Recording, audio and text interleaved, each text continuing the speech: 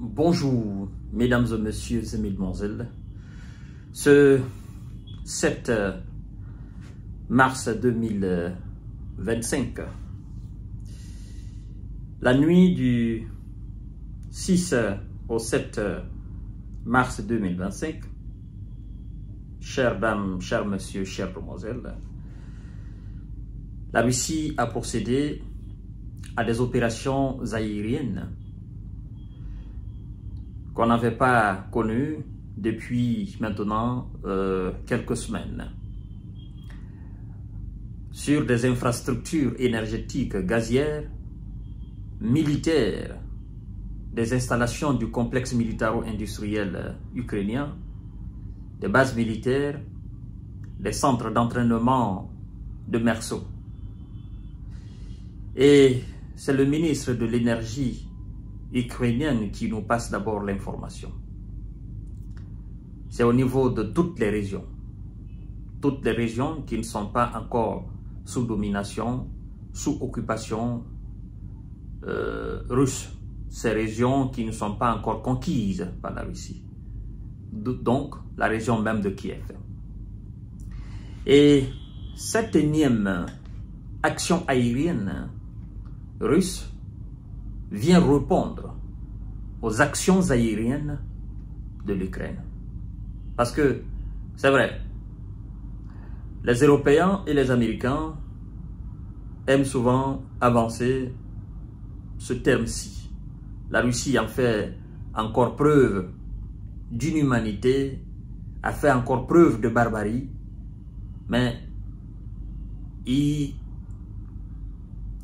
font exprès de ne pas mentionner c'est que du côté ukrainien, ce qu'ils font.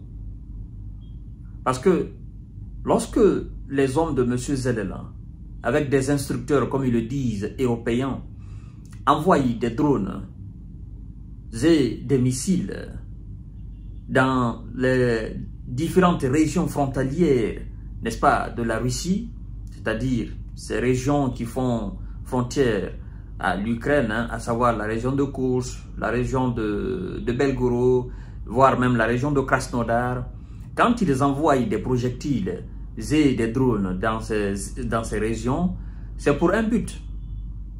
Aller toucher des installations militaires, aller toucher des bases militaires, aller toucher des installations gazières, aller toucher des raffineries, aller toucher, en fait, tout ce qui peut emboîter, si je peux me permettre, emboîter tout ce qui peut faire mal à la Russie.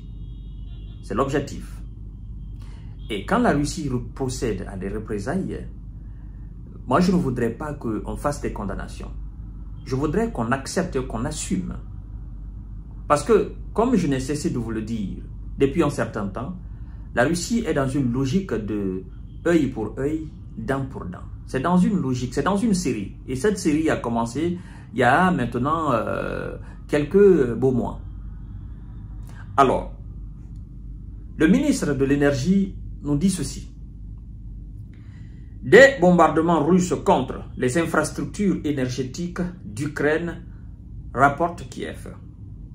Les infrastructures énergétiques et gazières de plusieurs régions d'Ukraine subissent à nouveau des bombardements massifs de missiles et de drones, a écrit le ministre de l'énergie Germain Galushchenko sur Facebook, ajoutant que toutes les mesures nécessaires étaient prises pour stabiliser l'approvisionnement en énergie et en gaz.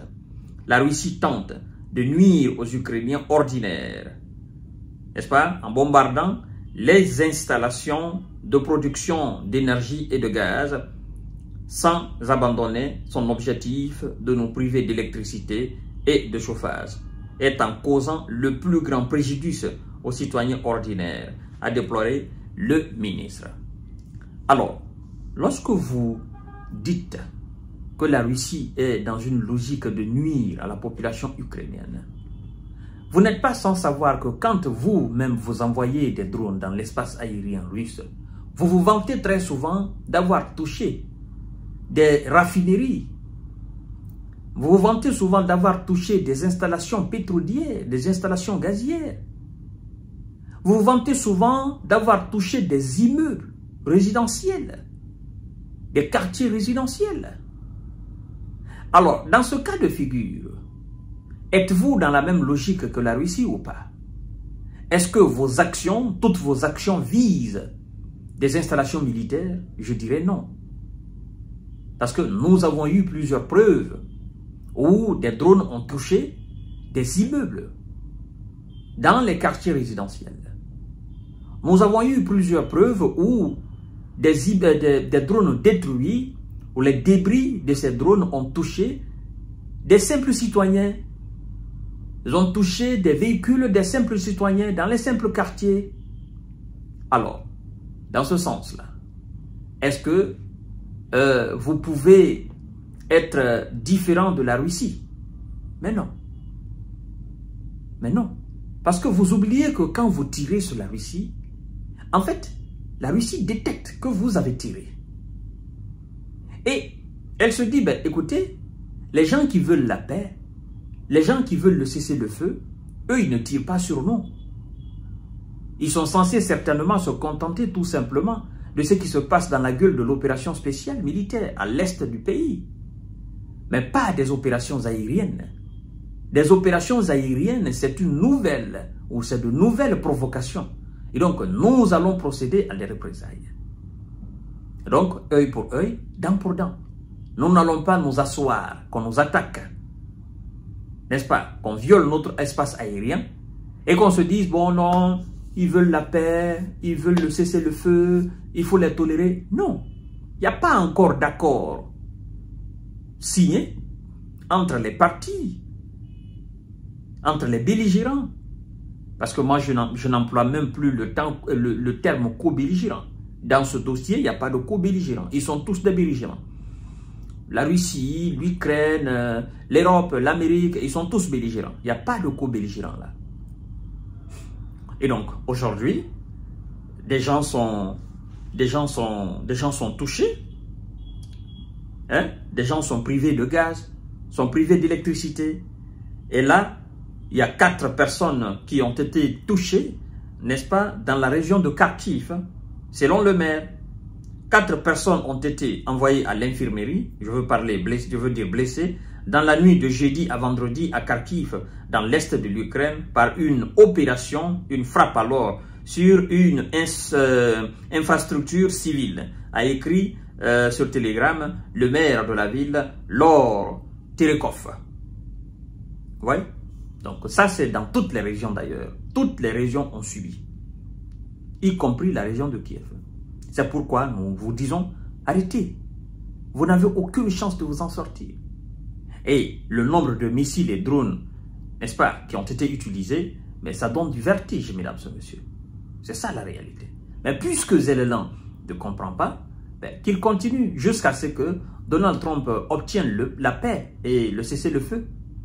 C'est ça aussi la réalité. Ils se disent, jusqu'au dernier jour, puisque les soldats russes ont reçu l'ordre du Kremlin de continuer les opérations jusqu'au dernier jour, jusqu'à ce qu'on obtienne un accord ou un cessez-le-feu, ben vous aussi, les soldats ukrainiens et les mercenaires, continuez les opérations. On va voir ben, qui va gagner. Qui va gagner? On sait déjà que la Russie a gagné sur le terrain. Et on sait déjà que la Russie, c'est elle qui mène la cadence. On sait déjà que c'est elle qui est en position de force. Donc, dans ce cas de figure, nous pouvons avouer sans équivoque, sans aucune chance de nous tromper, que c'est elle qui a gagné. C'est ça la réalité. Vous ne jouez pas dans la même catégorie.